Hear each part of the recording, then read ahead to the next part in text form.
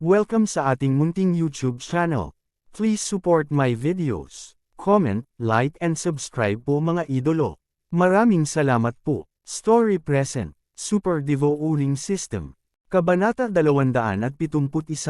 Sige, mag-iingat ka. Tumango si Zhang Liu. Senior brother, ikaw. Nagmamadaling ibinaling ni Song Suijing ang kanyang ulo upang tingnan si Zhang Liu.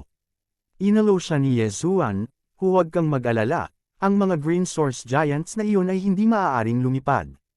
Mayroon akong mga pakpak, makakatakas pa rin ako kung hindi ko sila matalo. Ngunit, nag-aalala pa rin si Song Suijing. No bots. If you guys stay here a little longer, late na tayo sa paglikas. Bilasan mo umalis ka na, bababa muna ako. Bahagyang tinapik ni Ye Zuan ang ulo ni Song Suijing, pagkatapos ay tumalon pababa. Tumingin si Song Suijing sa kanyang likuran habang siya ay umalis, masama ang pakiramdam. Kung siya ay medyo malakas, marahil ay makakasama niya si Ye Zuan. Nang makita ni Zhang Liu si Ye Zuan na tumalon, agad niyang inutusan ang Soaring Skyrock na tumakas. Hanggat nakatakas sila sa saklaw ng pagsabog, ligtas sila.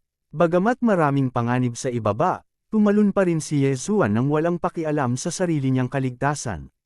Una, gusto niyang iligtas ang mga kapwa niya disipulo, at pangalawa, gusto niyang manghuli ng mga Green Source Giants.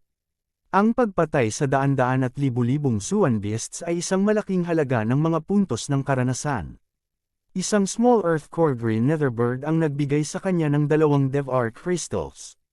Kung kaya niyang patayin ang higit pa sa kanila, maaaring makalusot siya sa Earth Core Realm.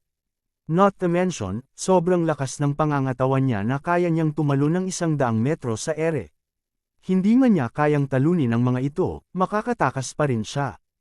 Hanggat hindi masyadong masama ang kanyang swerte, hindi dapat magkaroon ng anumang problema. Mga puntos ng karanasan, narito ako. Sa pag-iisip tungkol dito, nagliwanag ang mga mata ni Ye Zuan, at agad siyang bumaba. Gayunpaman, sa sandaling ito, bigla siyang nakakita ng isang pamilyar na figure. Lin Zuir. Hindi ko inasahan na pati siya ay matamba. Itinuon ni Ye Zuan ang kanyang mga mata at nakita na si Lin Zuir ay nasugatan, at nakikipaglaban siya sa isang Green Source Giant.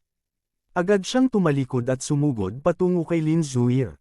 Sa lupa, si Lin Zuir ay may hawak na mid-rank Earth weapon at nakikipaglaban sa isang Green Source Giant na kakapasok lang sa Earth Core Realm. Hindi, dapat sabihin na ito ay isang pag-aaksaya ng enerhiya, dahil ang pag-atake ni Lin Zuir ay hindi maaaring magdulot ng anumang pinsala sa kanyang kalaban. Bakit ang lakas ng depensa nito?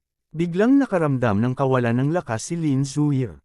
Katatapos lang niyang pumasok sa Earth Core Realm, at mayroon din siyang mid-rank Earth Weapon at mid-rank Earth Martial Skill.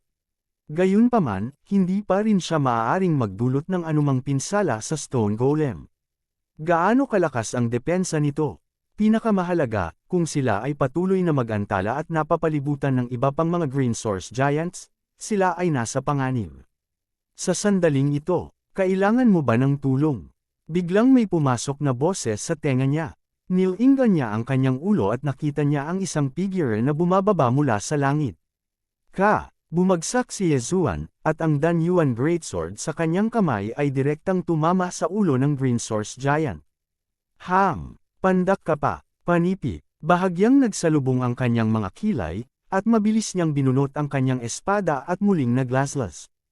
Pinutol ng dakilang espada ang katawan ng maliit na berdeng higanti, at pagkatapos ay nagkaroon ng dagandong, at ang maliit na berdeng higanti ay nahati sa dalawa. Ito ay inalag sa dalawang hati. Sa pagkakataong ito, tila mas mataas pa ang depensa ng Green Source Giant kaysa dati. Epekto kaya ito ng Celestial Limestone? Bulong ni Ye Zuan sa kanyang puso. Lumingon siya at nagtanong, "Are you okay?" Natigilan si Lin Zuir. Kahit siya ay walang magawa sa Green Source Giant na ito, ngunit gumamit lamang si Ye Zuan ng 2 galaw para patayin ito. Bakit napakalaki na naman ang agwat nila? Bakit ka nandito? Nag-react si Lin Zuir at gulat na tanong. Maaari ka bang magtanong ng mas interesante? Umiling si Ye Zuan. Nang makita niya ang kaliwang braso ni Lin Zuir na nakasabit sa kanyang tagiliran, hinagisan niya ito ng makapangyarihang hilangpil at nagpatuloy, "Sumunod ka sa akin, huwag kang tumakbo." Inilagay niya ang bangkay sa tabi ng kanyang mga paa, at pagkatapos ay tumakbo sa isang tiyak na direksyon. Natigilan sandali si Lin Zuir, ngunit kinain niya ang tableta at sinundan siya. Ang unang pag-ikot ng pagsabog ay tumama sa 12-dosenang soaring Skyrocks at Sky Thunder Eagles, na nangangahulugang daan-daang tao ang nahulog sa lupa.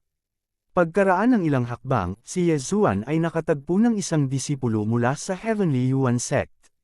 Sa ngayon, nakikipaglaban siya sa isang Green Source Giant. Sa kabutihang palad, ang Green Source Giant na ito ay maliit, at higit sa lahat, ito ay nakalusot lamang sa Mortal Core Realm. Kung hindi, patay na siya. Matapos lumitaw si Yezuan, pinutol niya sa kalahati ang Green Source Giant gamit ang kanyang espada. Pagkatapos noon, mabilis niyang nilamon ang bangkay at itinapon ang Zuan Beast Core sa kanyang nilalamon na espasyo. Nagulat ang alagad. Lumingon siya at nakita si Lin Zuir na papalabas mula sa kagubatan. Agad siyang sumigaw, "Senior Sister, sundan mo siya, huwag kang mahuhuli." Sabi ni Lin Zuir habang sinimulan niyang habulin si Yezuan. Hindi na nagtagal pa ang alagad, mabilis itong sumunod sa kanya.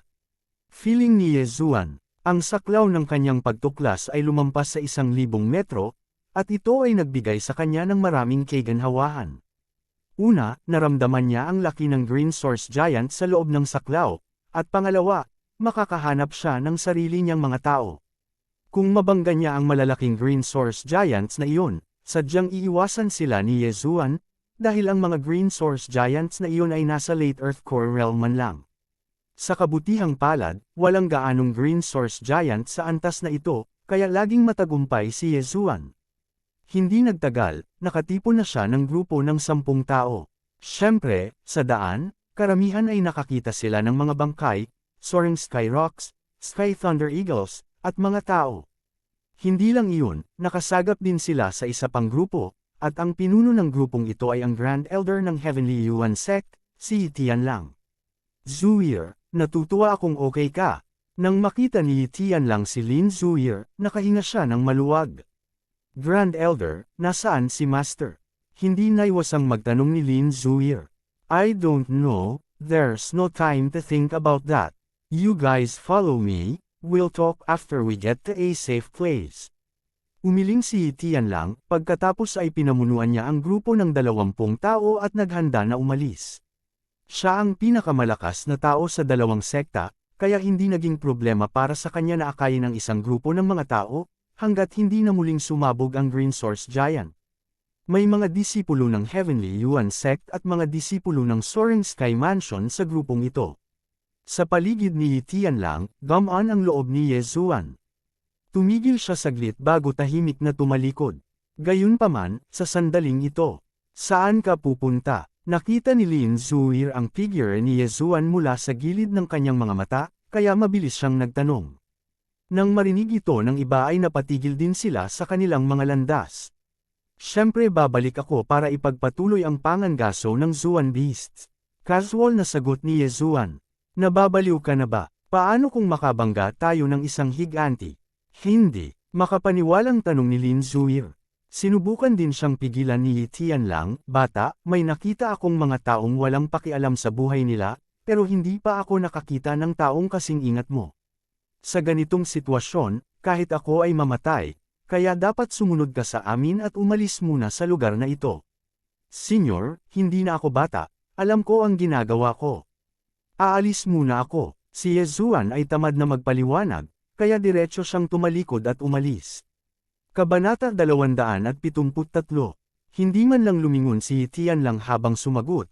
Ang batang iyon mula sa Soaring Heaven Mansion ay kinubkob ng mahigit 20 Green Source Giants. Sa kanila, mayroon pang ang 4 na Early Earth Core Realm Warriors.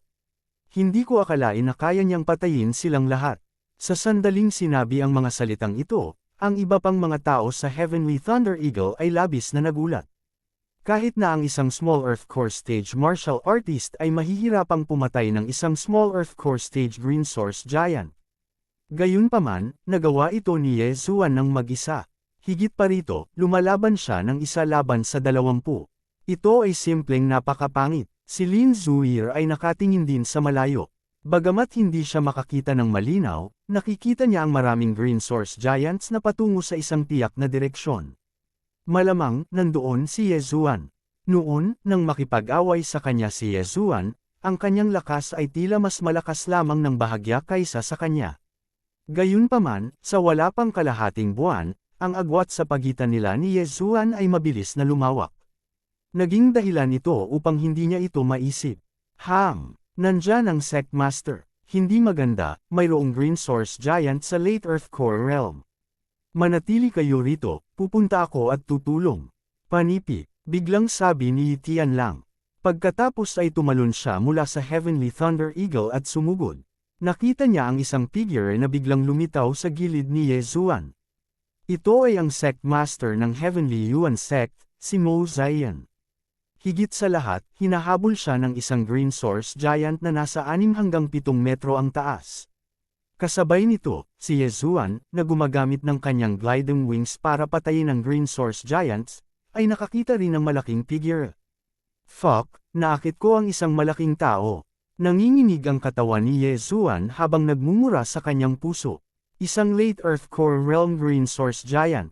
Kahit na kumain siya ng energetic pill, hindi niya ito kakayanin. Anak, sabay nating harapin ito.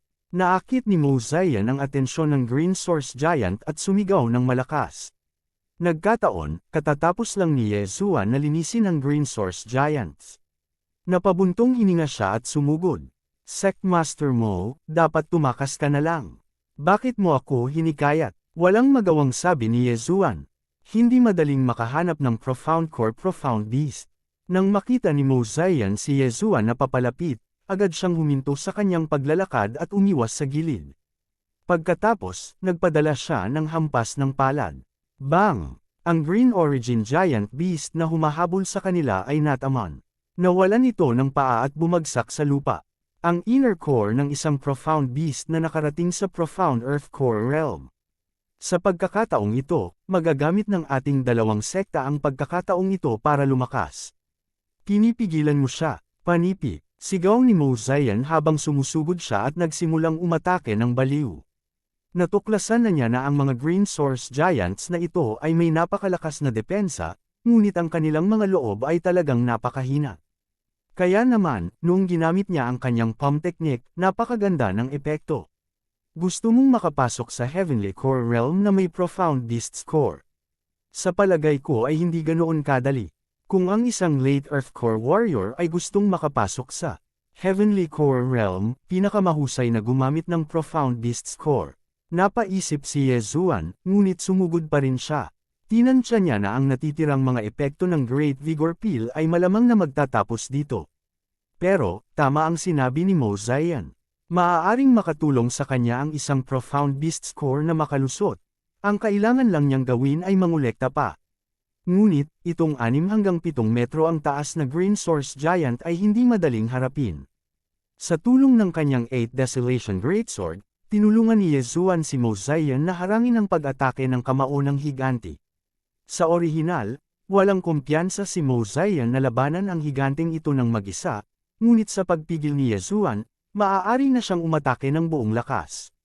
Sa wala pang 10 segundo, ang bilis ng Green Source Giant ay halatang nabawasan, at ang kaliwang binti nito ay nasample ng higit sa 10 beses ni Mo Ziyan. Putulin mo ang kaliwang paa nito. Sa sandaling ito, itinulak ni Mo Ziyan ang Green Source Giant palayo, pagkatapos ay sinigawan niya si Yezuan. Nagliwanag ang mga mata ni Yezuan. Hinawakan niya ang 8 Desolation Greatsword at tinadtad sa binti ng higanti. Basag, bagamat natulungan siya ng Great Vigor Pill, hindi pa rin sapat ang kanyang lakas, at nagawa lang niyang putulin ang kalahati ng binti. Ngunit, nagkaroon pa rin ng pangalawang pag-atake ang 8 Desolation Greatsword. Boss! Ang 8 Desolation Greatsword ay biglang sumabog, at ang binti ay direktang natangay sa kanya. Matapos mawalan ng paa, ang banta ng Green Source Giant ay nabawasan ng hindi bababa sa kalahati. Kung gusto nitong gumalaw, maaari lamang nitong gamitin ang kanyang mga kamay. Meat Tank, kulang ka na ng paa. Tignan natin kung paano mo itutuloy ang pag-reload. Ngumisi si Yezuan sa kanyang puso. Hanggat sinubukan ng Green Source Giant na bumangon, puputulan niya ito gamit ang kanyang espada. Para kay Mozayan, tumalon siya sa katawan ng Green Source Giant at patuloy na umatake. Wala pang kalahating minuto, binugbog hanggang mamatay ang Green Source Giant. Patay na. Napakurap si Yezuan at sinabing, Sect Master Mo, paano natin aalisin ang inner core ng Zuan Beast? Itago mo muna yan, pag-uusapan natin yan pagbalik natin, sagot ni Mozayan. Kung gayon tutulungan kita, ibigay mo sa akin ang bangkay, at ibibigay ko sa iyo ang panloob na kaibuturan ng Zuan Beast. Isang malaking hakbang pasulong si Yezuan at direktang iningatan ang bangkay. Pagkatapos, ginamit niya ang DevR Space para lamunin ang bangkay. Pagkatapos noon, tanging ang panloob na core ng Zuan Beast ang natitira. Pagkatapos, inilabas niya ang inner core ng Zuan Beast at itinapon ito kay Mozayan na nakangiti. Sect Master Mo, sa hitsura nito, mukhang hindi mo na kaya. Gusto mo pa bang magpatuloy? Kung magtutulungan tayong dalawa, masisira natin sila. Gayunpaman, marami akong naubos na Dan Essence ko, kaya kailangan kong bumawi sandali. Sabi ni Mozayan na may maputlang mukha. Mayroon akong pil na mabilis na makakabawi sa Dan Essence. Magtutulungan kami ni Sect Master Mo, at hatiin natin ang loot 50-50. Ano sa tingin mo? Direktang sabi ni Yezuan. Pil. Kinaikit ni Mozayan ang kanyang mga mata. Alam niya na si Yezuan ay hindi lamang isang weapon refiner, kundi isang pill refiner din.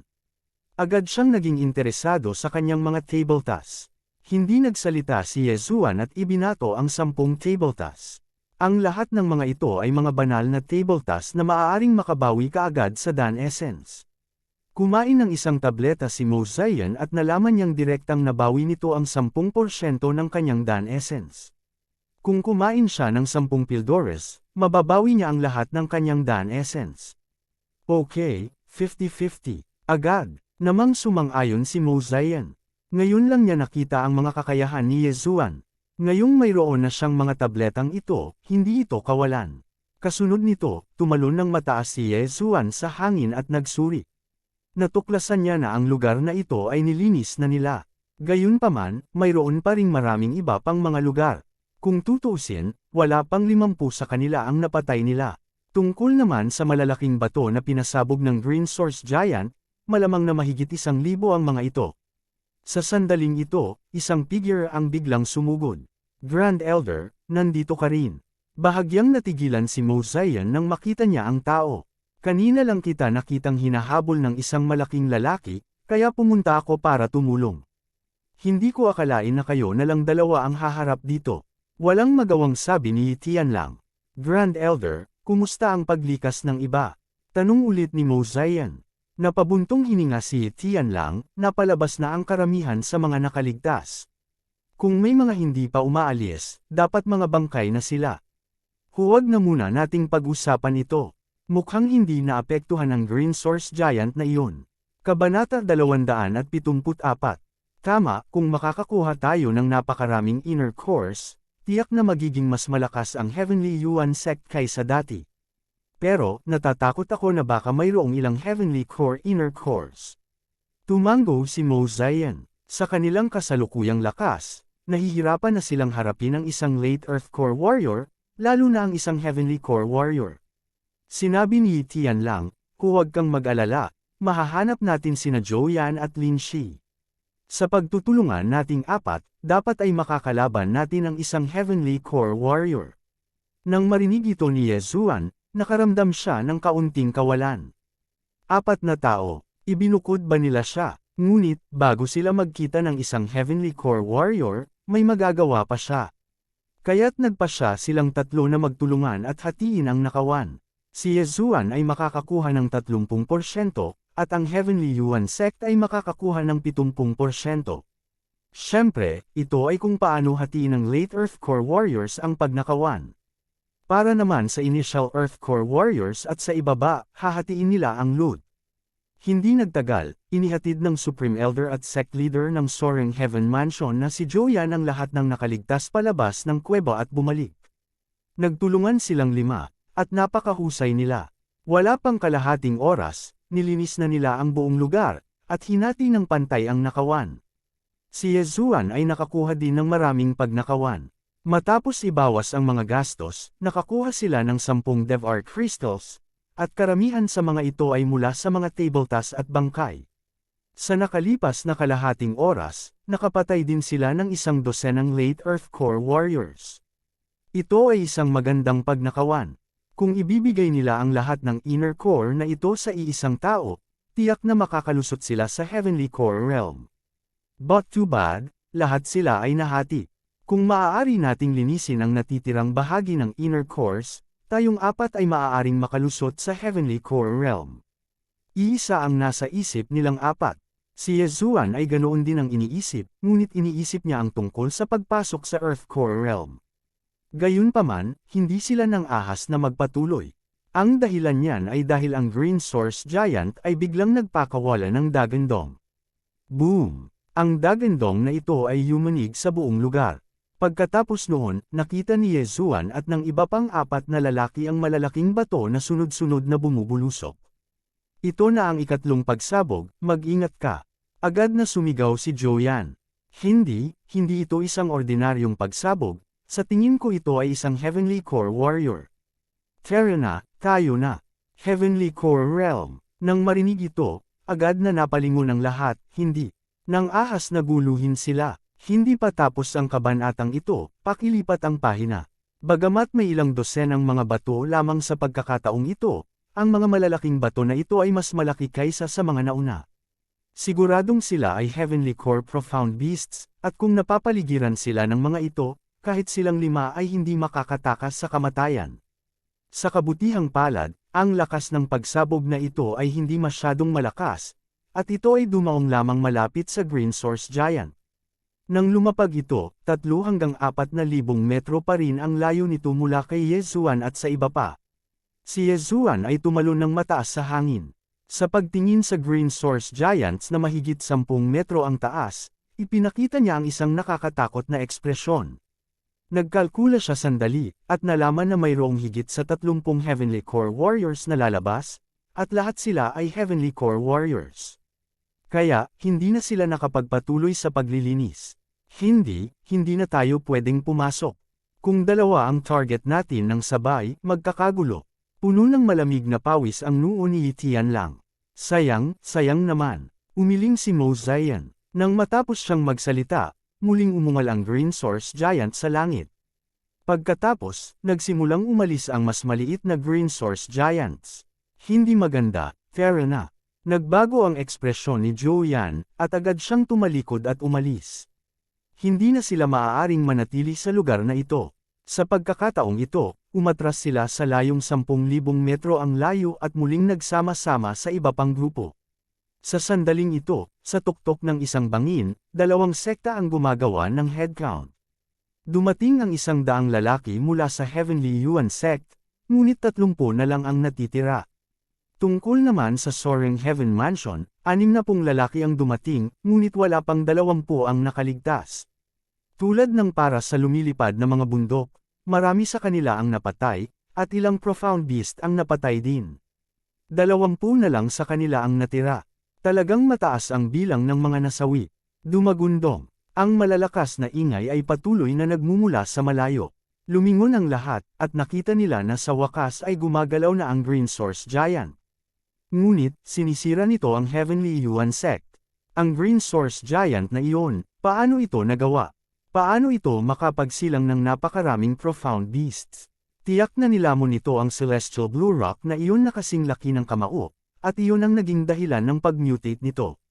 Kung hindi, paano ito magiging ganito? May mga Heavenly Core Giants na ngayon, may susunod pa bang Minor Heavenly Core Giants? Kung lalabas ang mga higanti na ito, ang buong Heavenly Water Continent ay magugulo. Masisisi lang natin ang sarili natin sa pagiging masyadong mahina. Hindi pa tapos ang kabanatang ito, pakilipat ang pahina, die in there. Panipi. Ang lahat ng mga natitirang disipulo ay nagbubulungan sa isa't isa. Sa kabilang banda, ang mga nakatataas sa parehong sekta ay nagkakaroon ng talakayan. Ang Heavenly Yuan sect ay nawasak, at ang Green Source Giant na iyon ay naghihiganti sa atin. Natatakot ako na hindi na tayo makakabalik, makakahanap na lamang tayo ng ibang lugar upang manirahan sa iba pang mga disipulo. Umiling si Mosey iyon at sinabi, "Paano ito, ang Soaring Heaven Mansion ay maaaring magbukas ng isang lugar para sa inyong lahat?" Mapagbigay na sabi ni Joanne.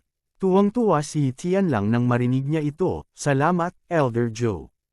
Napaka-normal ng relasyon ng dalawang sekta, at wala silang anumang pakikipag-ugnayan sa isa't isa. Ang dahilan kung bakit handa si Joanne na talikuran ang lugar ay dahil kay Yezuan. Alam din nila na ang mga ninuno nina Yezuan at Lin Zuir ay mula sa iisang pamilya, at pareho silang may hawak na mahalagang posisyon sa kani-kanilang sekta. Sa makatuwid, hindi alam, ang parehong mga sekta ay may isang espesyal na relasyon. Sige, natatakot ako na hindi natin mabawi ang mga bangkay ng mga disipulo.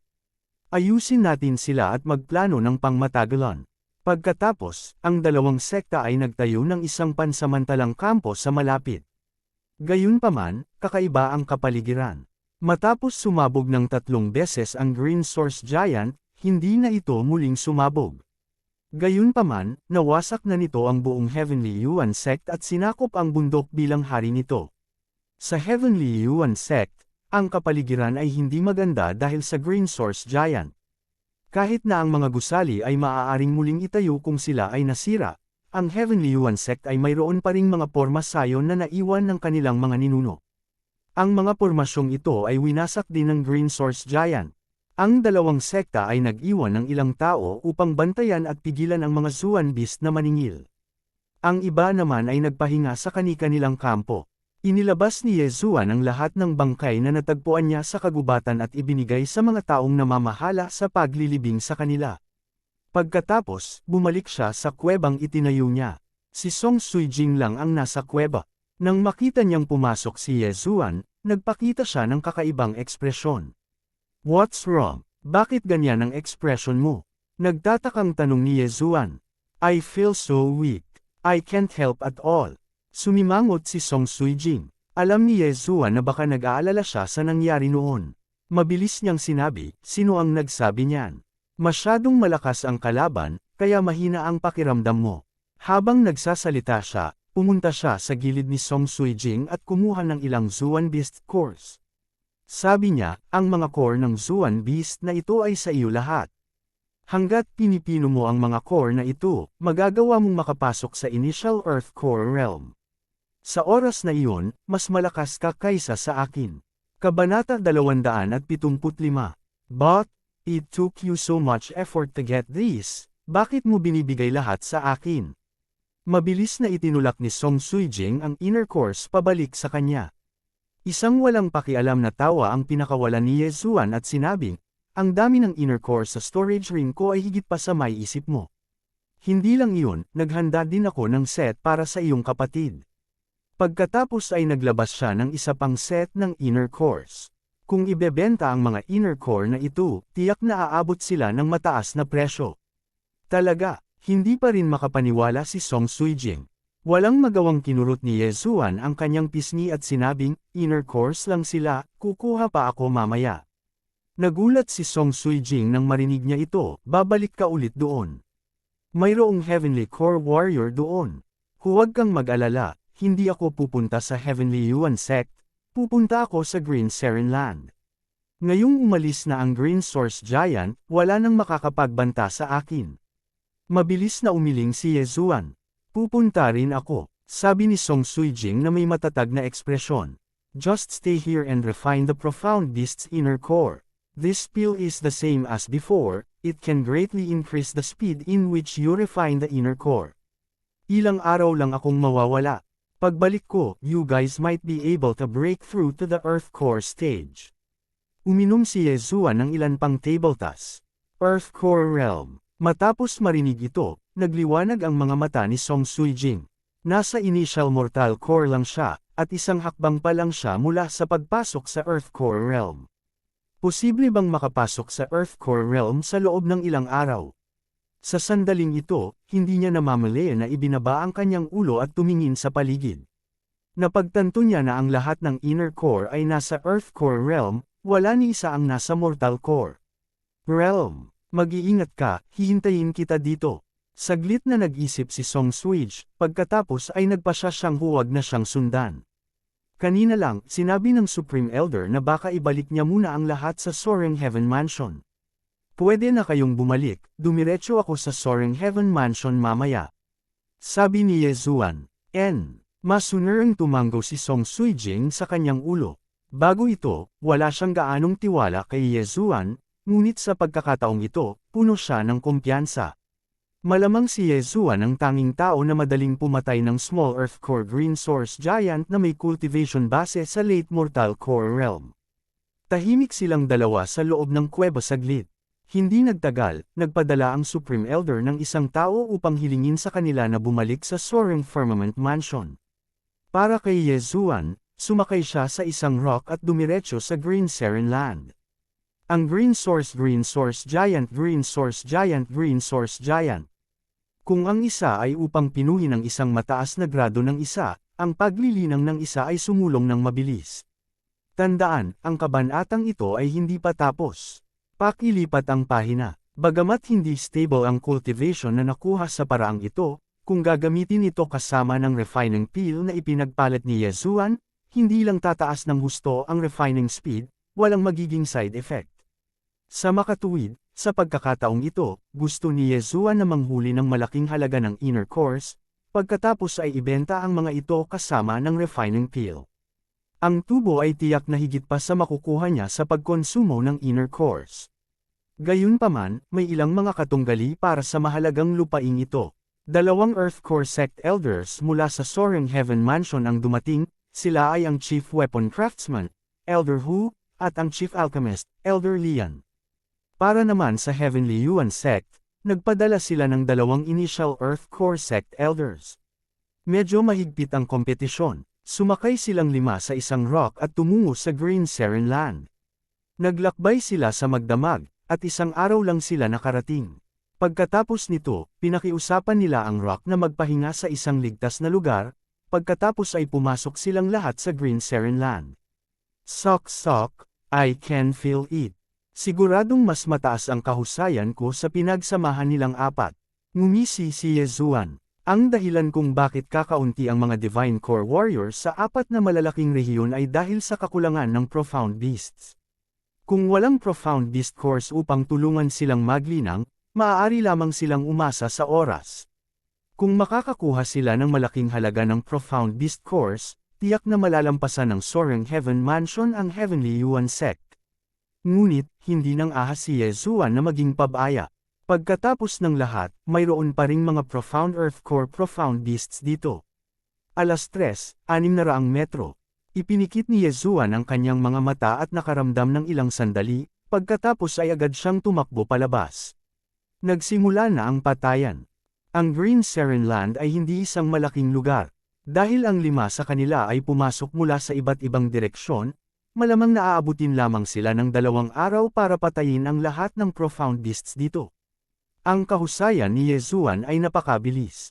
Sa kalahating araw lang, nakapatay na siya ng mahigit 100 Profound Beast at nakakuha ng mahigit 100 Profound Beast na panloob na core ng iba't ibang rank. Kabilang sa mga ito, mayroong kahit 7 Earth Core Inner Core, 3 sa mga ito ay nasa Initial Earth Core stage. Sa kabuuan, mayroong higit sa 100 Profound Beast Cores. Gayunpaman, nang lumubog ang gabi, biglang nakakita ng bangkay si Yezuan. Isang bangkay ng tao ang ikinagulat niya. Kinusot ni Yezuan ang kanyang mga mata at napagtanto na nakita na niya ang bangkay noon. Agad siyang bumulong sa gulat, hindi ba ito ang Grand Elder ng Heavenly Yuan Sect? Paano siya namatay dito? Hindi niya namamalayan na sinuri ang paligid, at pagkatapos makumpirma na walang anumang buhay na bagay sa paligid, naglakad siya papunta sa bangkay. Ang bangkay na ito. Ang bangkay ay talagang Grand Elder ng Heavenly Yuan Sect. Ang Grand Elder ng Heavenly Yuan Sect ay isang Initial Earth Core Realm expert. Sa pagdaragdag ng isang Mid-Earth Core Realm Profound Beast na binili niya kay Yezuan, dapat ay nagawa niyang labanan ang isang Profound Earth Core Profound Beast. Gayunpaman, siya ay namatay doon. Maingat na sinuri ni Yezuan ang bangkay at nalaman na ang Grand Elder ay walang buhay na ekspresyon nang siya ay namatay. Walang sugat sa katawan kaya hindi niya alam kung paano siya namatay. Nandito pa rin ang yin at yang ring at ang mid-earth tool. Mukhang hindi ito ginawa ng isang tao. Ano kaya ang pumatay sa kanya? Labis na nagulat si Yezuan. Agad niyang iniligpit ang yin at yang ring at ang mid-earth tool. Gayunpaman, nang malapit na niyang itabi ang bangkay, laking gulat niya nang makitang hindi nilalagay ang bangkay sa yin at yang ring. Bakit ganon? Labis na nagulat si Yezuan. Ang Divo-Uring system ay hindi makapag-imbak ng mga bangkay, ngunit ang yin at yang ring ay maaaring mag-imbak. Gayunpaman, sa susunod na sandali, alam niya kung bakit. Parang may lumalangoy sa tiyan ng bangkay. Sa sandaling ito, ang bagay ay biglang lumangoy sa lalamunan ng bangkay, pagkatapos ay biglang tumalon. Hindi maganda. Nag-react si Yezuan. Mabilis niyang binuwag ang 8 Desolate Sword at ginawa itong 8 Desolate Shield, na hamarang sa kanyang harapan. Bang! May tumama sa 8 Desolate Shield, ngunit naharang ito ng kalasag. Hindi ito nakita ni Yezuan. Ang kanyang mga mata ay kumikislap, at sa sandaling umalangaw ang kanyang boses, isang surge ng Dan Essence ang bumulwak. Wala akong pakialam kung ano ka, hiwain mo na kita ng 8 piraso. 8 Desolate Wind Formation. Sa isang iglap, ang kalasag ay napunit, at nagsimulang gumalaw sa isang komplikadong pattern. Gayunpaman, habang ang 8 matutulis na talem ay gumagalaw ng napakabilis, nakakita si Yezuan ng isang berdeng ilaw na kumikislap sa mga palumpong. Sinusubukang tumakbo. Inilabas ni Yezuan ang kanyang mid-earth tool bow at bumaril ng Fire Dragon Arrow sa direksyong iyon. Agad na sinunog ng napakataas na temperatura ang mga puno hanggang sa naging abo. Gayunpaman, nakatakas pa rin ang bagay. Ano ba yan? Paanong ang bilis? Inihayag ni Yezuan ang ekspresyon ng pagkagulat. Kahit ang kanyang mga mata ay hindi makita kung ano ang bagay na iyon. Bukod dito, nararamdaman niya ito kapag ito ay gumagalaw, ngunit hindi niya ito maramdaman pagkatapos na pumasok ito sa mga palumpong. Nangangahulugan ito na ito ay nasa paligid pa rin. Kabanata 276. What the hell is this thing? How could it drill into my throat? Luckily I have the 8 Desolate Shield, or else my internal organs would be eat by it. Sa pag-iisip tungkol dito, hindi namamalayang nilunok ni Yezuan ang kanyang laway. Mabilis niyang itinaas ang kanyang kamay at nagpaputok ng Fire Dragon Arrow, sinunog ang paligid at pinilit na ipakita ang tunay na anyo nito. Gayunpaman, nang itinaas niya ang kanyang kamay at ipinutok ang ikatlong palaso, isang berdeng ilaw ang lumitaw. Nakalabas na rin sa wakas. I'll keep my mouth shut. Let's see kung paano ka papasok. Napaisip si Yezuan at muling ginamit ang 8 Desolate Wind Formation. Sabay taas ng longbow sa kamay at pumutok sa langit. Ulan ng palaso. Hindi mabilang na mga ilaw ng bituin ang bumaril at tumagos sa paligid ng mga puno. Natakot ang berdeng ilaw at mabilis na tumakas sa malayo. Nakita ni Yezuan ang figure nito at kumislap ang kanyang mga mata.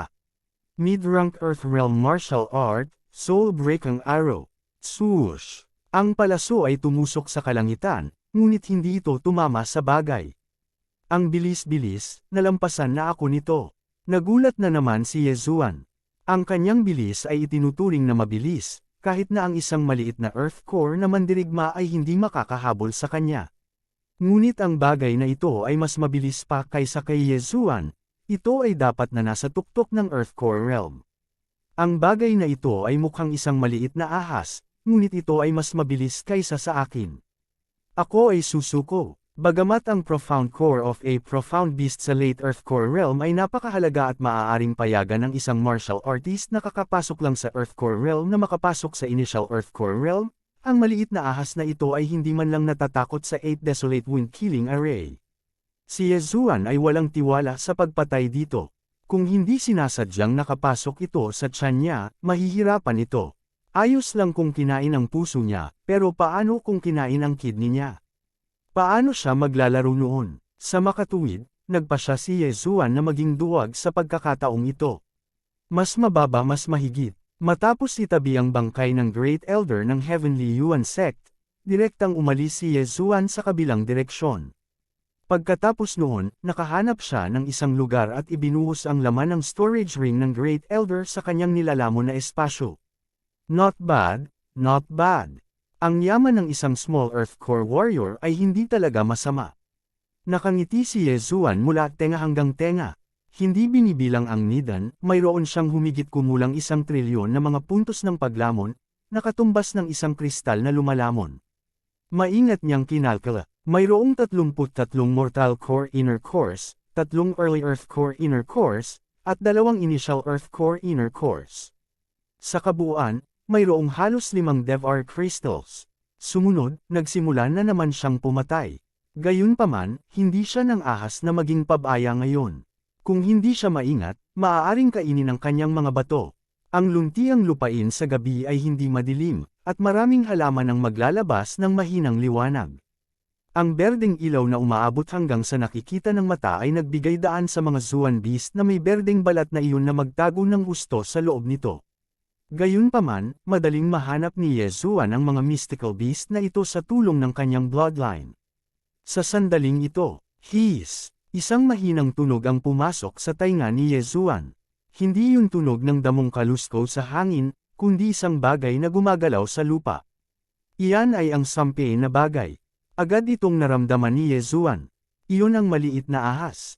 Ngunit sa pagkakataong ito, medyo espesyal ang sitwasyon. Ang maliit na ahas ay nag-drill sa bibig ng isang tao. Sinota, nang inag ang puso ni Yezuan.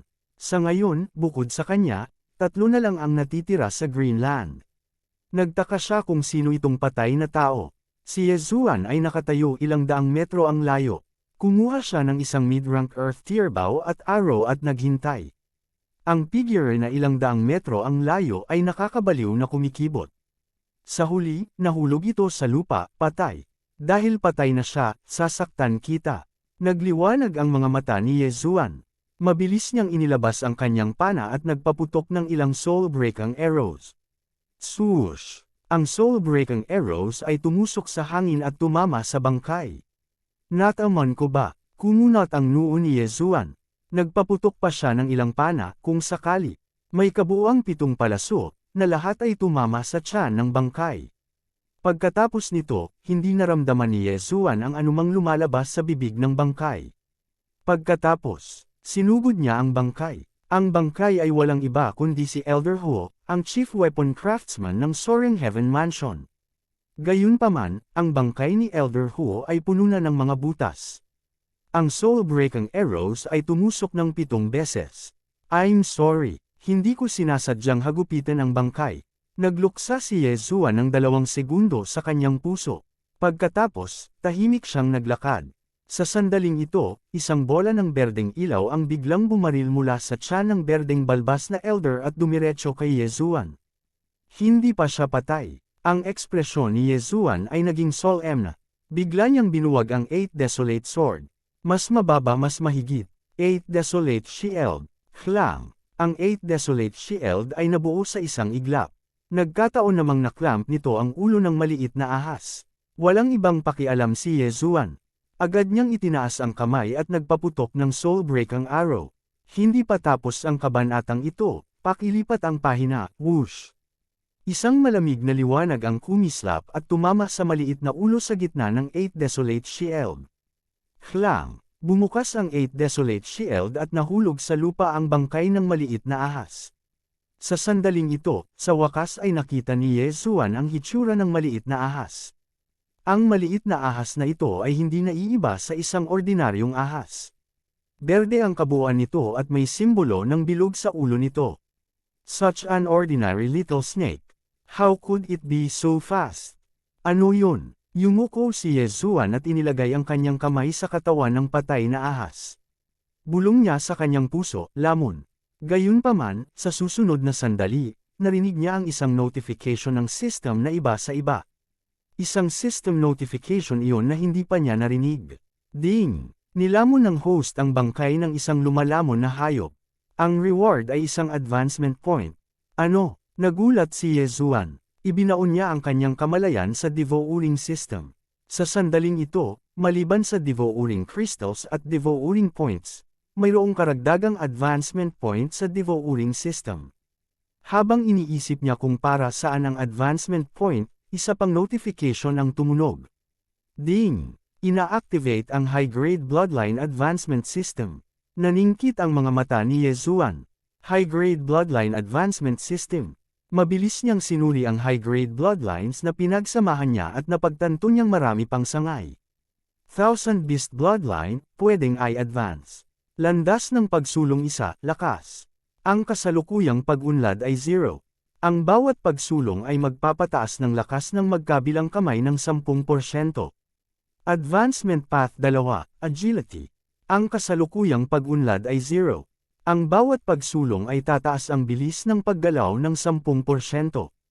Thunderbolt Leopard Bloodline, maaaring isulong. Landas ng pagsulong 1, Lixi. Ang kasalukuyang pag-unlad ay 0. Ang bawat pagsulong ay tataas ang bilis ng paggalaw ng 10%. Advancement Path 2, Jumping Power. Ang kasalukuyang pag-unlad ay 0. Ang bawat pagsulong ay tataas ang bilis ng paggalaw ng 10%. Thousand Flower Bloodline, pwedeng i-advance. Path ng pagsulong 1, bilis ng pagbawi. Ang kasalukuyang pag-unlad ay 0.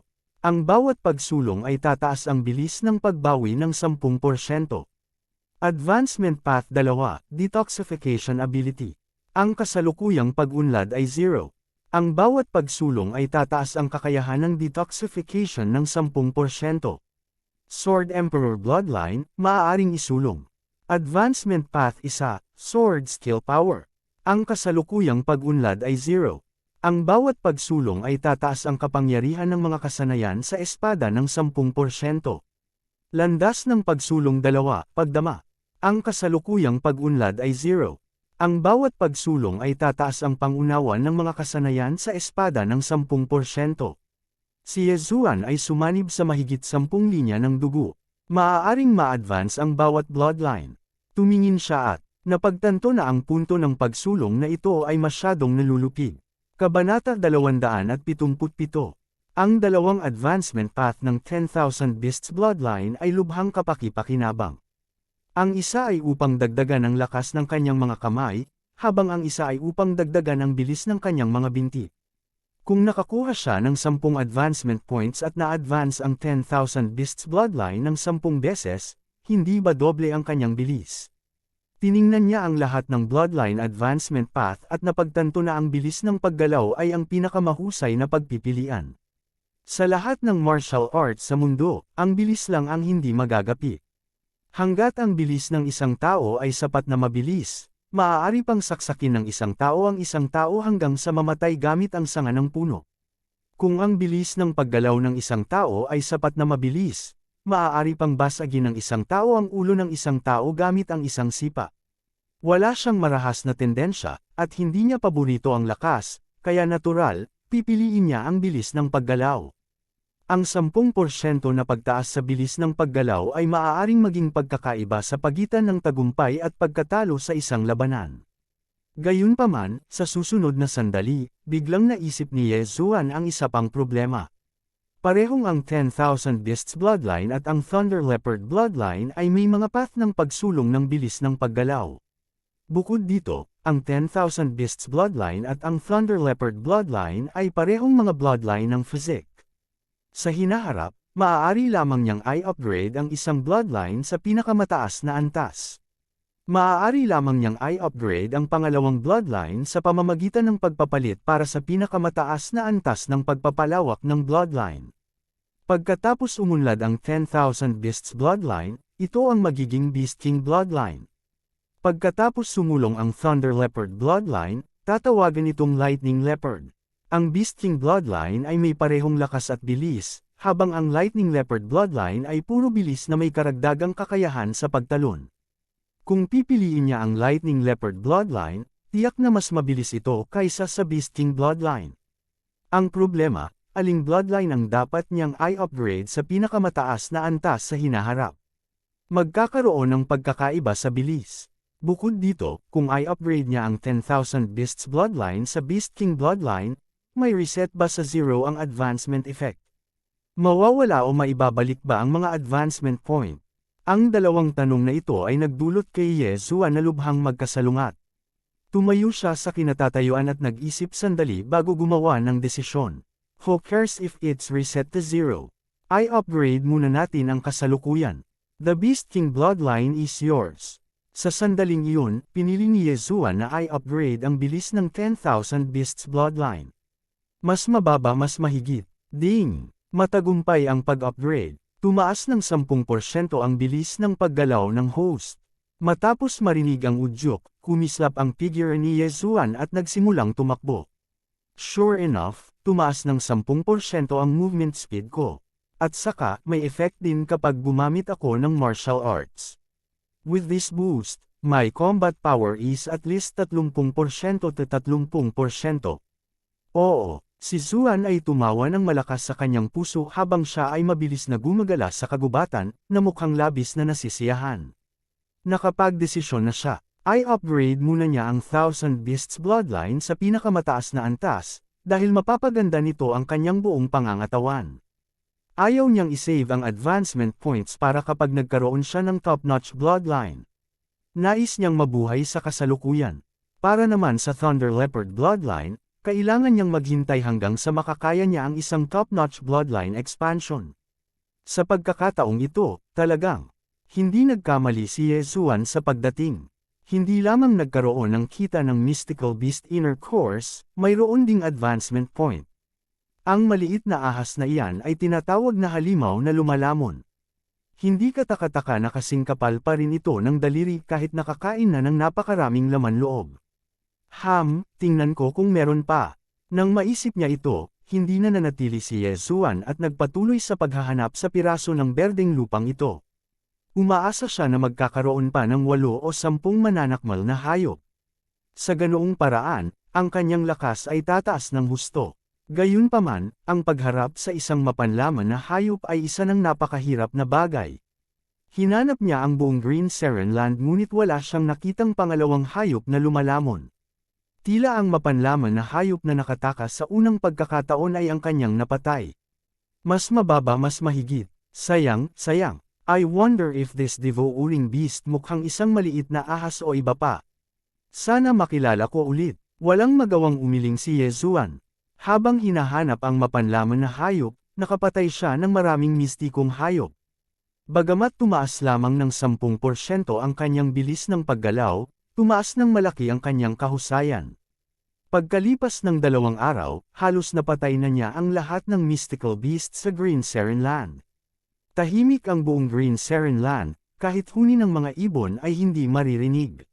Lahat ng buhay na nilalang ay pinatay. Napakaganda rin ng ani ni Yezuan. Hindi kasama ang Supreme Elder ng Heavenly Yuan Sect at ang Chief Weapon Refiner ng Soaring Heaven Mansion, si Elder Hu, mayroon siyang mahigit 270 Mortal Core Inner Cores. Mayroon siyang 17 Inner Core na kakapasok lang sa Earth Core Realm, 10 Initial Earth Core Inner Cores, at kahit 2 Advanced Earth Core Inner Cores.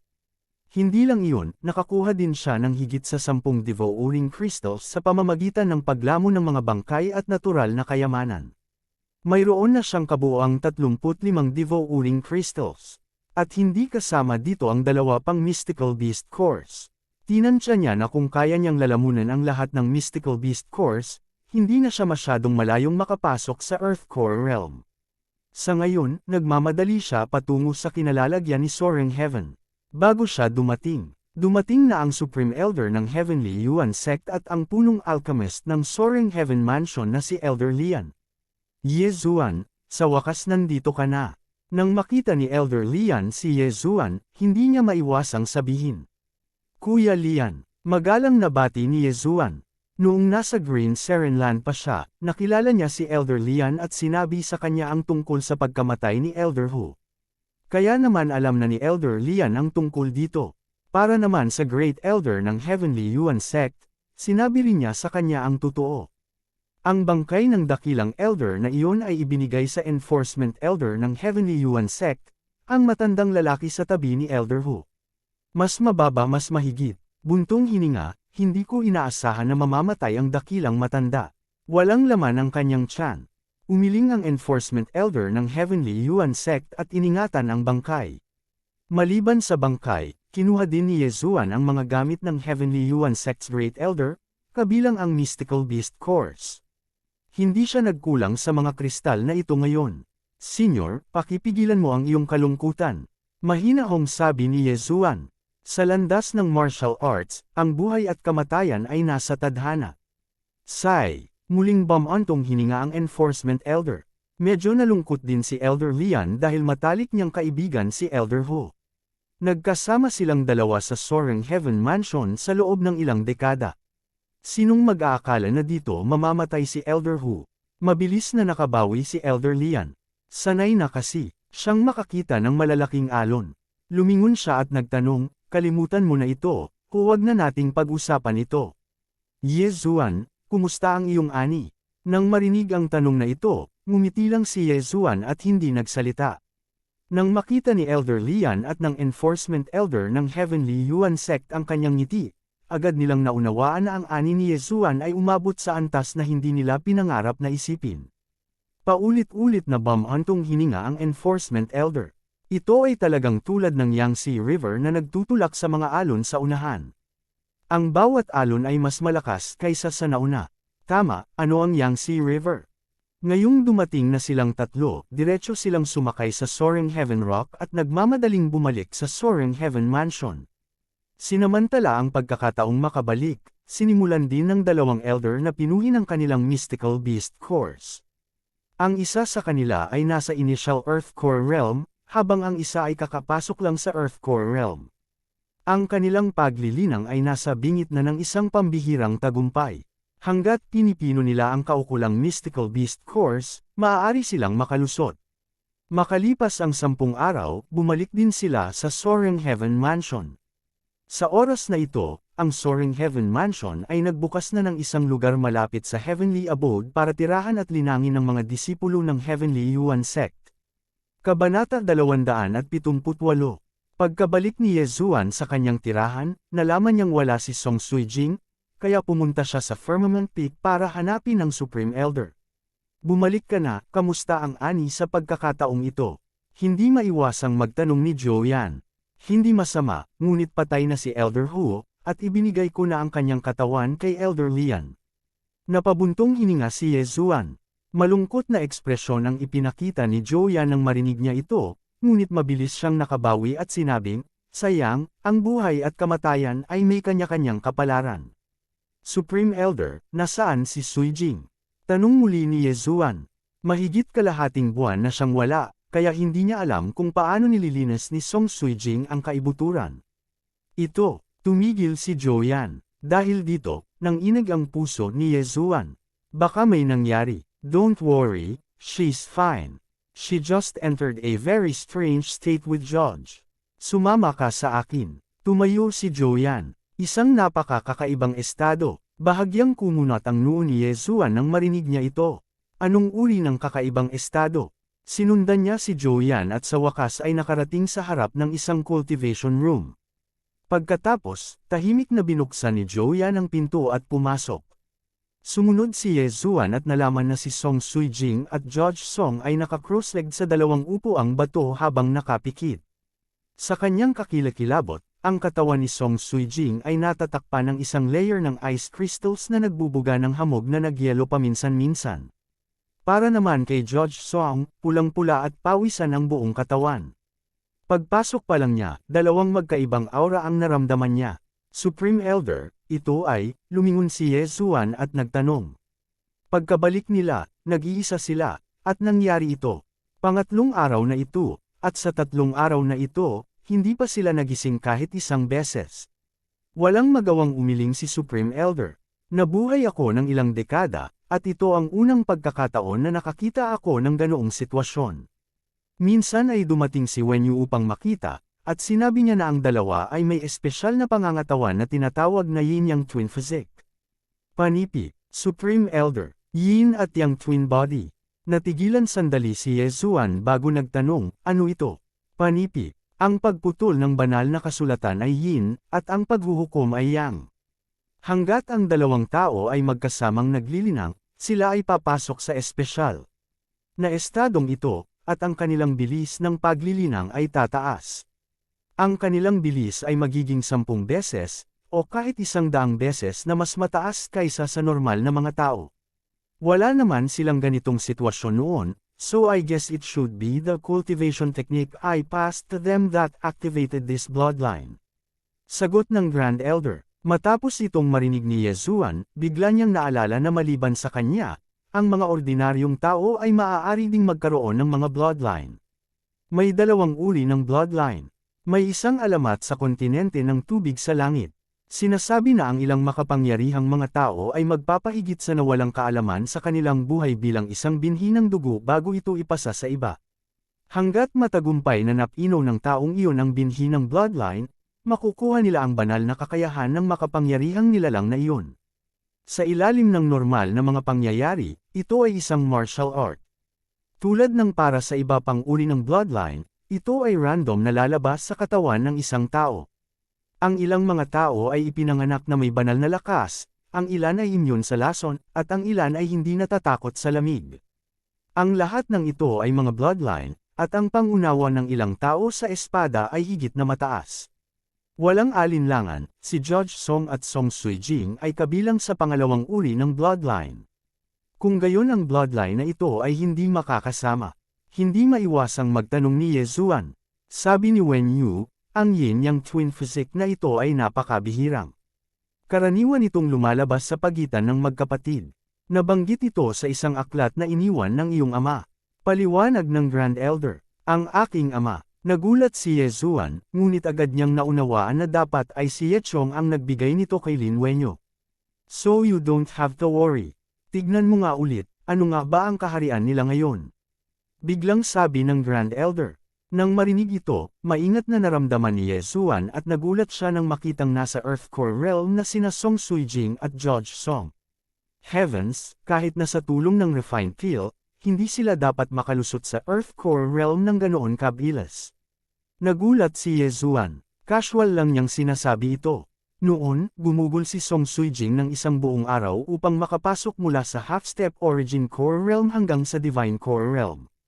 Ngunit, iyon lamang ang inner core ng isang profound beast na katatapos lang pumasok sa Mortal Core Realm. Ang inner cores na ibinigay niya kay Song Suijing bago siya umalis ay pawang inner cores of profound beasts sa Earth Core Realm.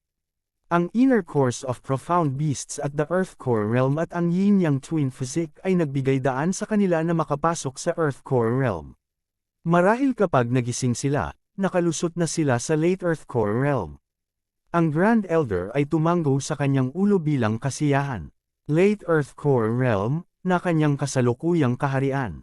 Ganun ba? Tahimik ding pinapanood sila ni Yezuan. Hindi naman talaga masama ang pangangatawan ng Grand Elder. Kung magpapatuloy ito, si Song Suijing at Judge Song ay maaaring makalusot sa susunod na kaharian ng mas mabilis kaysa sa kanya.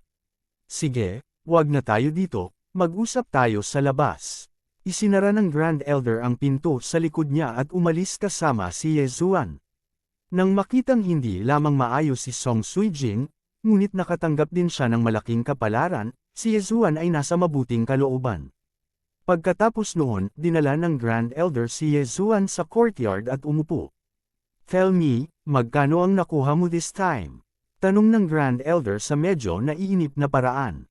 Saglit na nag-alinlangan si Yezuan, pagkatapos ay sinabi niya, Inner Course of Profound Beast sa Mortal Core Realm, sa kabuuan ay 270. Ito ay higit pa sa sapat para sa lahat ng mga disipulo sa sekta. Ano, 270, sigurado ka? Nang marinig ng Grand Elder ang numero, agad siyang tumayo at sumigaw sa gulat.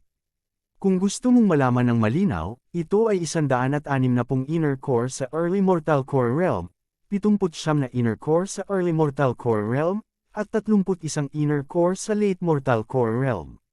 Nagpatuloy si Yezuan. Sa pagkakataong ito, kumbinsido ang Grand Elder. Bagamat hindi mataas ang cultivation level ni Yezuan, napakalakas ng kanyang lakas kaya nabigla ang Grand Elder. Halos 20 Divine Core Warrior lang ang nasa Soaring Heaven Mansion ngayon. Teka, Mortal Core Warrior lang ito, ilan ang Earth Core Warrior mo? Biglang may naalala ang Supreme Elder sa kalahati ng kanyang pangungusap. 17 inner core sa Early Mortal Core Realm, 10 inner core sa Early Mortal Core Realm, at 2 inner core sa Late Mortal Core Realm. Matapat na sagot ni Yezuan.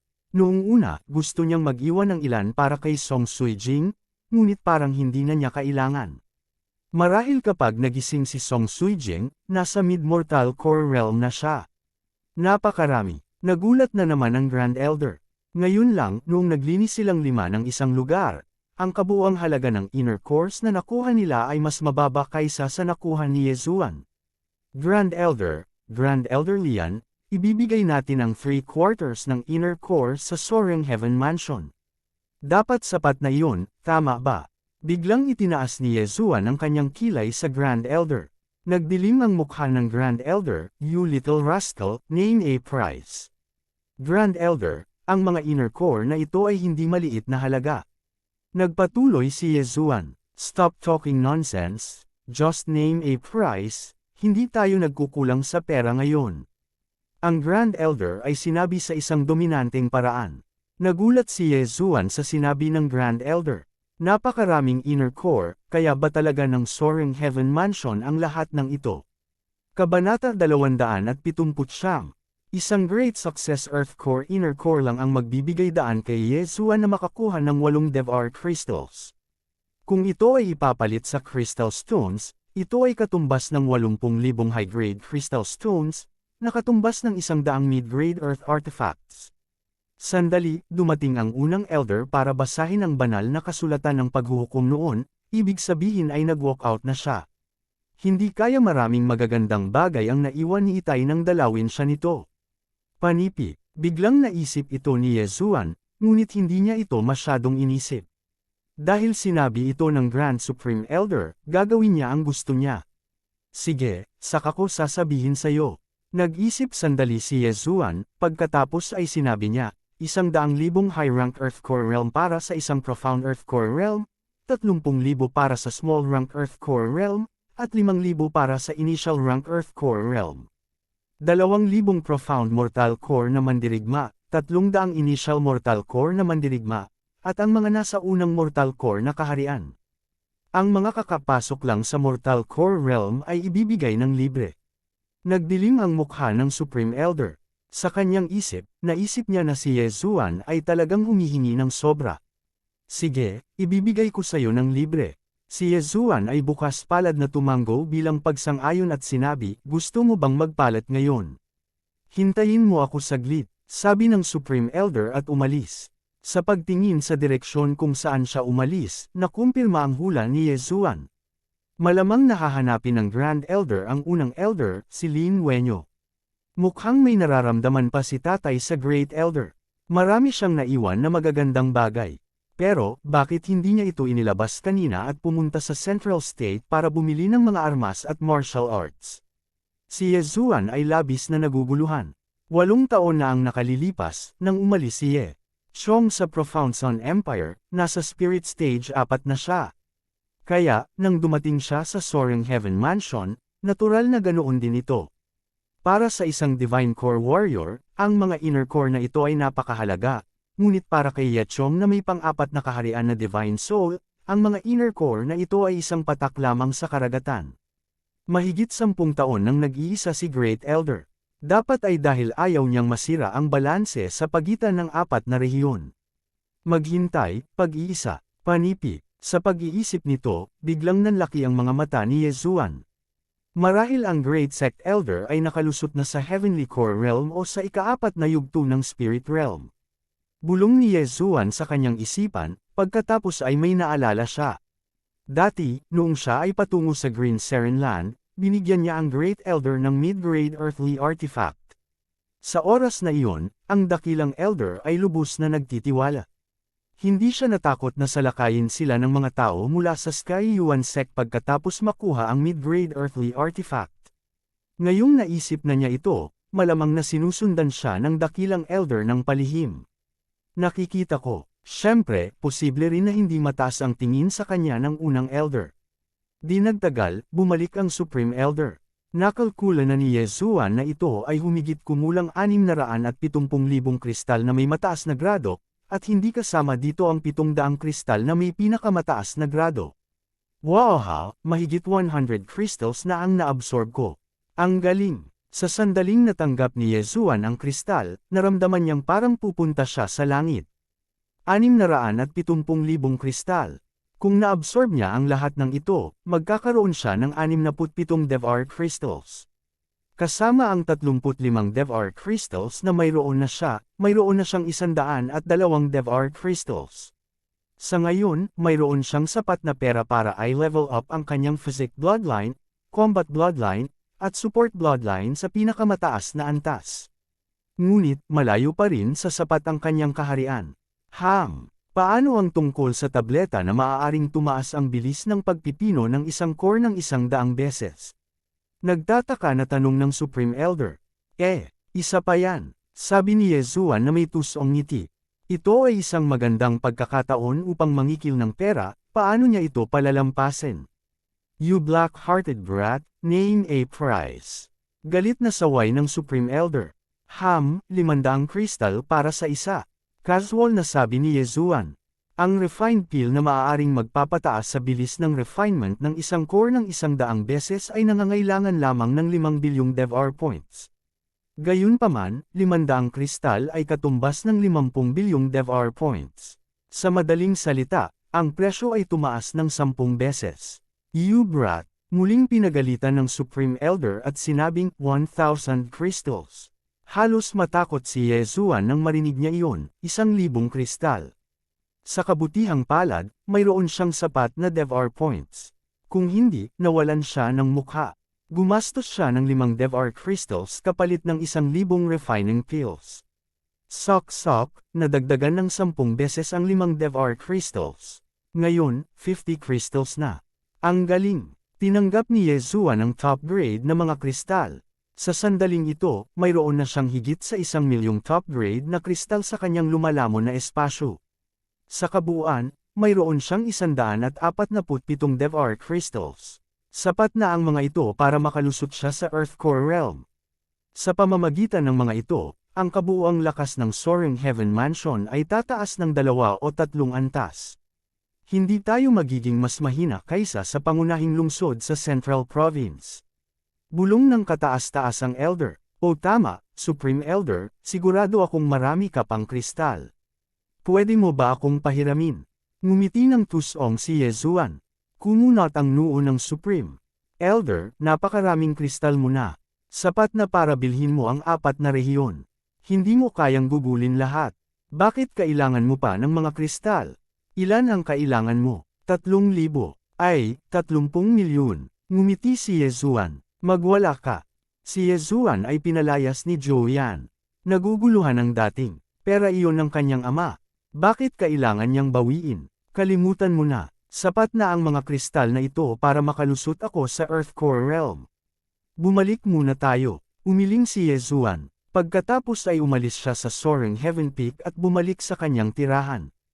Pagkatapos, sinimulan niyang lumunin ng paunti-unti ang mga kristal. Nang malapit na sa 100 ang bilang ng mga kristal sa DevArt Space, sa wakas ay narinig niya ang notification ng system. Ding! Nakapasok na ang host sa Earth Core Realm. Ding! Na-unlock ang High-Grade Earth Tool Exchange. Ding! Na-unlock ang High-Grade Earth Level Martial Art Exchange. Ding! Na-unlock ang Third-Grade Heaven Tool Forging. Tuwang-tuwa si Yezuan. Sa wakas ay makakabili na siya ng high-grade na Earth Tool. Nangangahulugan ito na maaari siyang kumita muli ng ilang mga kristal na may mataas na grado. Mabilis niyang sinuri at nalaman na ang isang high-grade na Earth Tool ay nangangailangan ng 5 DevArt crystals. Napakamahal noon. Pagkatapos ay tumingin siya sa ikatlong baitang Heaven Tool. Oo naman, ang material na kailangan ay Celestial Bluestone. Bukod dito, ang blueprint ay hindi niya mabibili ngayon. Gayunpaman, sa susunod na sandali, siya ay tulala. Dahil walang mas mahusay na Heaven Tool kaysa sa isang high-grade Earth Tool. Sa madaling salita, kinailangan niyang pekain ito mismo. Bilang karagdagan, walang palitan ng Heaven-level martial art. Matapos marinig ang balitang ito, halos umiyak si Yezuan. Narinig niya na ang mga materyales para sa Heaven Tools ay napakabihirang at mahirap ipunan. Nangangahulugan ito na magiging mahirap para sa kanya na pekain ang mga ito sa mga batch sa hinaharap. Bukod dito, walang Heaven-level martial art exchange. Nangangahulugan ito na kailangan niyang makuha ito mismo at gamitin ang kanyang DevR points para matutunan ito. Kalimutan mo na. Tatanungin ko ang Supreme Elder bukas kung gusto niya ng high-grade Earth Tool. Habang iniisip ito ni Yezuan, nahulog muna siya sa kama. Hindi siya nakapikit nitong mga nakaraang araw at pagod. Kabanata 280. Kinabukasan, maagang nagising si Yezuan at pumunta ulit sa Soaring Firmament Peak. Oo nga, sina Song Suijing at Judge Song ay nasa kanilang liblib na paglilinang, at sila ay nasa kakaibang kalagayan pa rin. Ngunit, ang kanilang core energies ay mas siksik kaysa dati, at ang kanilang cultivation ay bumuti ng mabilis. Dahil sa pakiramdam na walang magawa, walang pagpipilian si Yezuan kundi hanapin ang Grand Supreme Elder. Sa loob ng isang mansyon. Bakit nandito ka na naman? Nang makita ng Grand Supreme Elder si Yezuan, nagtatakang tanong niya. Oo naman, may maganda para sa iyo. Tumawa si Yezuan at sinabi, siguro kung interesado si Grand Supreme Elder sa isang item na may mataas na ranggo sa Earth. Ano? Isang high-ranked Earth item. Naramdaman ng Grand Supreme Elder na parang nakaupo siya sa mga pin at karayom. Agad siyang napatayo at napasigaw sa gulat. Tama, isang high-ranked Earth item. Alam kong walang materyales si Grand Supreme Elder para gawin ito, pero may nakita ako noong nasa kuweba ako ni Wu Yang, at dahil nagkaroon ako ng breakthrough sa aking forging technique, nagawa kong gumawa ng ilang high-ranked Earth item. I wonder kung gusto sila ni Grand Supreme Elder. Tumango si Yezuan. Nagulat ang Grand Supreme Elder, oo, syempre gusto ko sila. Bagamat ang Soaring Firmament Mansion ay nakatuon sa pagtatayo, ang ating kabuoang lakas ay hindi pa rin kasing lakas ng mga pangunahing lungsod sa Central Province. Panipi, paano ito? Ibibigay ko itong high-ranked Earth item kay Grand Supreme Elder para sa 100,000 high-ranked Crystal Stones. Gumastos si Yezuan ng 5 DevR Crystals at ipinagpalit ang mga ito sa isang high-ranked Earth item. Natanggap ng Grand Supreme Elder ang item at tiningnan ito. Oo naman, ang boost sa kanyang core energy ay mas malaki kaysa sa isang mid-ranked Earth item. Sa high-ranked Earth item na ito, tiwala siya na makakalaban niya ang isang Heavenly Core Warrior. You really are as monstrous as your father, you can actually craft a high-ranked Earth item. Alam mo, walang masyadong tao sa buong Central Province na kayang gumawa nito. Nang walang sinasabi, ang Grand Supreme Elder ay kumuha ng 100,000 mataas na ranggo na mga kristal na bato. Gusto mo pa ba? Patuloy na tanong ni Yezuan. Ang Heavenly Yuan Sect ay walang sapat na mapagkukunan, ngunit kung gusto mong ipagpalit ang mga ito sa iyong core, dapat ay kaya mo ang isa. Maaari mo ba akong bigyan ng 2 pa? Sumagot ang Grand Supreme Elder. Walang problema. Si Yezuan ay nakipagpalitan ng 2 pa, na nakakuha ng isa pang 200,000 kristal na may mataas na grado. 15 DevR crystals ang ipinagpalit sa 300,000 kristal na may pinakamataas na grado. Matapos lamunin ang mga ito, hindi lamang tumaas ng malaki ang kanyang cultivation base, ngunit nakakuha din siya ng karagdagang 15 DevR crystals. Ang pamamaraang ito ng kita ay lubos na nasiyahan kay Yezuan. Nga pala, huwag mong ipagkalat ang katotohanan na maaari kang magpanday ng high-grade Earth-grade artifact, lalo na sa Central Plains. Napagpasyahan na ang high-grade Earthly Tool Blacksmith doon. Kung lalabas ka ng wala saan, tiyak na magdudulot ka ng maraming gulo. Panipi, nang matapos ang transaksyon, pinaalalahanan din sila ng Supreme Elder. Medyo nagulat si Yezuan. Grand Supreme Elder, alam mo bang pupunta ako sa Central State? Dati, nagdesisyon na siyang pumunta sa Central Continent. Kung tutuusin, mahihirapan siyang mag-improve kung mananatili siya sa Eastern Region. Maliban na lang kung makuha niya ang kanyang mga kamay sa Celestial Blue Rock, ngunit ang Celestial Blue Rock na iyon ay nilamon ng Green Source Giant, at mayroon pa rin siyang 12-dosenang maliliit na higanteng Heavenly Core sa ilalim ng kanyang utos. Imposibleng mahawakan niya ito sa ngayon. Sa makatuwid, wala siyang pagpipilian kundi ang pumunta sa Central State. Nagulat sandali ang Supreme Elder, pagkatapos ay sinabi niya, dahil gusto mong pumunta, maganda iyon. May misyon ako para sa iyo sa Central State. Nagdilim ang mukha ni Yezuan. Bigla siyang nagkaroon ng masamang premonition. Ang Heavenly Yuan Sect ay nawasak, at ang sect chief mo ay nakipag-usap sa akin kagabi. Kung gusto nating bawiin ang Heavenly Yuan sect, imposible para sa ating dalawang sekta na gawin ito ng mag-isa. Sa makatuwid, gusto kong pumunta ka sa Central State at humingi ng tulong. Mabagal na sabi ng Supreme Elder. Humingi ng tulong. WHO, Panipi, ang nagtatag ng Divine Lands Alliance, si Xing Miao, ay nasa Central State ngayon. Marami siyang kakilala, sana ay may hatid mo sa kanya ang balita ng Green Source Giant at Celestial Blue Rock. Hilingin sa lahat ng makapangyarihang mandirigma sa Central State na pumunta dito at alisin ang Green Source Giant. Napag-usapan na natin ito, at ang Celestial Blue Rock ay hindi natin malalamon. Sa makatuwid, ang target natin ay ang mga Heavenly Core Zuan Beast na iyon, ipinaliwanag ng Supreme Elder ang plano. Matapos makinig sa plano, naunawaan kaagad ni Ye Zuan kung ano ang nangyayari. Ang Soaring Heaven Mansion at ang Heavenly Yuan Sect ay hihilingin sa mga kapangyarihang iyon sa Central State na manguna at maakit ang atensyon ng Green Source Giant. Pagkatapos nito, magtutulungan sila at papatayin ang Heavenly Core Giant. Sige, dadalhin ko ang balita sa kanila. Tumango si Ye Zuan. Nagdadala lang ito ng balita, ito ay simple at madali. Marahil kapag bumalik siya, magagawa niyang patayin ang mga Heavenly Core Zuan Beast na iyon. O tama, isa pa, ang pinakamatandang alagad ni Sect Chief mo ay nasa Central State na rin. Kaya naman, sa pagkakataong ito, si Lin Zuir ang kasama mo sa paglalakbay. Maaari mong alagaan ang isa't isa kung magkasama kayong maglalakbay. Dagdag pa ng Supreme Elder.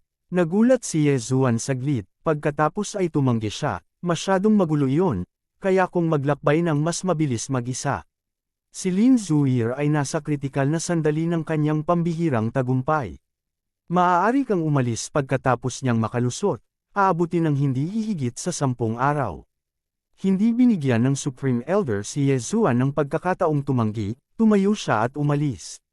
Nakaramdam ng kaunting kawalan si Ye Zuan, ngunit nang tumingin siya sa direksyon kung saan umalis ang Supreme Elder, naisip niya sa kanyang sarili, hahanapin niya muli ang Great Elder.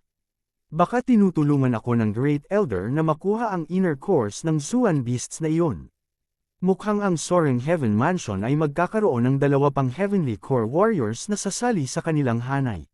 10 araw, kayang maghintay ni Ye Zuan, at kaya rin niyang hintayin si Song Suijing. Marahil ay lalabas siya sa loob ng ilang araw, at sa oras na iyon, maaari silang pumunta sa Central State ng magkasama. Sa loob ng 10 araw na ito, ang Soaring Heaven Mansion ay bumalik sa normal. Sa ika-6 na araw, nalaman ni Ye Zuan na si Lin Zuir ay nakalusot sa paunang Earth Core Realm. Sa ika-8 araw, ang Sect Chief ng Soaring Heaven Mansion na si Lin Shi ay nakalusot sa Heavenly Core Realm. Ngunit, sa ika-10 araw, hindi pa rin lumalabas si Song Suijing mula sa kanyang closed-door cultivation. Kung walang ibang pagpipilian, walang pagpipilian si Ye Zuan kundi tanggapin ang kanyang kapalaran. Sa sandaling ito, isang Heavenly Yuan Sect's Heavenly Thunderhawk ang nakaparada sa harap ng pasukan ng Heavenly Abode. Sa ibabaw nitong Heavenly Thunderhawk ay nakatayo ang isang puting figure, ito ay si Lin Zuir. Nang lumapit si Ye Zuan, hindi napigilan ni Lin Zuir na magtanong, maaari kang mauna, bakit mo ako hinintay? Lumapit si Ye Zuan at malamig na bamulong, kung hindi dahil sa hiniling sa akin ng iyong Panginoon, matagal na akong umalis. 10 araw ay higit pa sa sapat para sa akin upang makabalik. Likas na naramdaman ni Lin Zu ang cultivation base ni Ye Zuan, at nagbago ang ekspresyon niya nang malaman niyang nasa unang Mortal Core Realm lang siya. Nagbago ang ekspresyon niya, alam niya na si Ye Zuan ay nakakuha ng malaking halaga ng Zuan Beasts, inner cores, at alam niya kung paano gumawa ng refined pills.